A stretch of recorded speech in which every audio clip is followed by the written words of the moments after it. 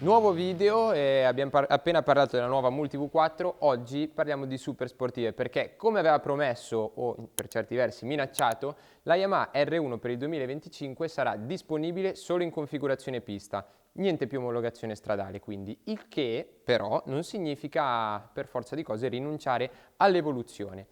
Lo avevano detto e lo hanno fatto. Niente più R1 omologate per la strada a partire dal 2025, ma la R1 continua a vivere in configurazione pista, proprio come la R6. La miraglia delle R Series sposa la filosofia Yamaha di abbandonare le versioni omologate, sempre più imbrigliate, sempre con più problemi e tappi dati dalle normative anti-inquinamento, per sfogarsi tra i cordoli libera da catalizzatori, fari e tutto quanto non necessario per ottenere il massimo nella guida in circuito. La domanda sorge spontanea: è una semplice R1 con una carena racing? Nì, nel senso che ovviamente la base tecnica è rimasta invariata, con telaio in alluminio, interasse super compatto e motore CP4 con 4 cilindri in linea ma scoppi irregolari. Però Yamaha ha lavorato su alcune cosette interessanti che ora andiamo a vedere. Prima di tutto l'aerodinamica, ormai elemento fondamentale per le moderne superbike, viene aggiornata seguendo i dettami della M1 della MotoGP, con l'arrivo quindi di una carenatura dotata di appendici aerodinamiche in fibra di carbonio. Cambia poi anche la forcella Kayaba con steli da 43 mm di diametro con rivestimento Kashima, che ora dispone di funzioni separate per lo smorzamento in estensione e in compressione. Quindi, per intenderci, sullo stereo destro lavora l'estensione, su quello sinistro la compressione.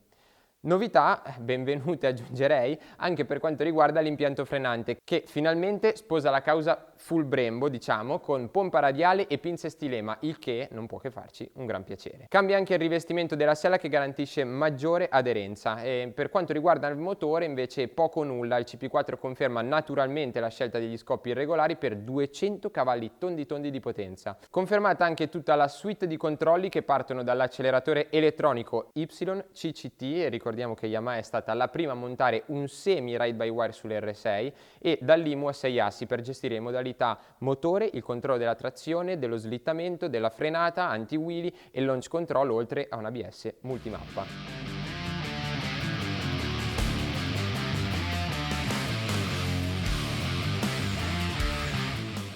Se non dovesse bastarvi e qualcuno volesse di più, beh, c'è anche la R1 JYTR, moto che conosciamo ormai bene e che partendo dalla Race pesca poi a mani piene dal catalogo di parti speciali JYTR per arrivare di fatto a una configurazione pronta per correre nei campionati stock. Non sono dichiarati in questo caso i dati di potenza e coppia per lei, ma solo che la potenza è migliorata nell'intero arco dei giri. È dotata di centralina JYTR, cablaggio racing, carena in fibra, scarico racing a Krapovic, pedane e manubri racing, e oltre a un sacco di altre belle robette utili per correre o per divertirsi in pista nei track days. I prezzi non sono ancora stati dichiarati, disponibilità invece a partire da novembre 2024, quindi ormai manca proprio poco. Che dire, a qualcuno sicuramente non farà piacere il fatto che non sarà più possibile, proprio come è successo con l'R6 qualche anno fa, comprare una versione omologata dell'R1, però è forse un po' inevitabile per certi versi. Bisogna tener conto che al momento, con l'arrivo soprattutto dell'Euro 5+, omologare una super sportiva, quindi non tanto la super sportiva in sé quanto tutto quello che si porta dietro, quindi potenza, prestazioni che devono rimanere a livello e sicuramente non possono diminuire da un modello all'altro, diventa veramente impegnativo, complicato, molto dispendioso, e se teniamo conto di quanti numeri sul mercato fanno queste moto, beh, l'equazione è abbastanza semplice. C'è chi ancora continua a proporle, anzi addirittura Ducati ha appena rinnovato la propria Panigale appunto per rientrare nell'Euro 5+, come Ducati anche BMW che segue la stessa filosofia. Invece le giapponesi sembra che abbiano adottato un'altra filosofia, ovvero quella di piano piano abbandonare queste moto, continuando a proporle solamente come versioni solo ad uso pista.